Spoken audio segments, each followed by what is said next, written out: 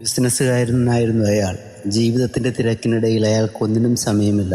ഭാര്യയും മക്കളെയും ശ്രദ്ധിക്കുവാനോ അവരോടുകൂടെ സമയം ചെലവഴിക്കുവാനോ സമയമില്ലാതായി. അവസാനം ഭാര്യയും മക്കളും അദ്ദേഹത്തെ ഉപേക്ഷിച്ചു പോയി. ബിസിനസ്സിൻ്റെ ഓരോ പടികൾ കയറുമ്പോഴും അദ്ദേഹം മക്കളെക്കുറിച്ചോ ഭാര്യയെക്കുറിച്ചോ ഒന്നും ഒരിക്കലും ചിന്തിച്ചിരുന്നില്ല. പക്ഷേ കുറേ നാൾ കഴിയുന്നതിന് മുമ്പ് അദ്ദേഹത്തിന് ഒരു രോഗം പിടിപെട്ടു. ആശുപത്രിയിൽ കിടക്കുമ്പോൾ അദ്ദേഹത്തിന് വലിയൊരാഗ്രഹമുണ്ടായി ഭാര്യയെ കാണുമെന്ന്.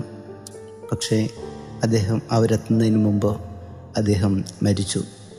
മരിക്കുന്നതിന് മുമ്പ് അദ്ദേഹം പറഞ്ഞ വാക്കുകൾ ഇതാണ്: I was too busy but now I am too late.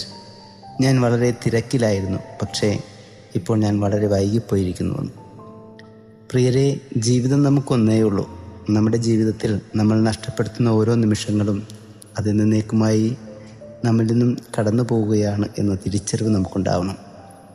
ഈ ജീവിതത്തിൽ ദൈവം നൽകിയിട്ടുള്ള നമ്മുടെ മാതാപിതാക്കൾ, സഹോദരങ്ങൾ, ജീവിത പങ്കാളികൾ എന്നിവരെ മറന്നുകൊണ്ട് നമ്മൾ വെട്ടിപ്പിടിക്കുന്ന എല്ലാ നേട്ടങ്ങളും അവസാനം പരാജയം തന്നെയായിരിക്കുമെന്നേ.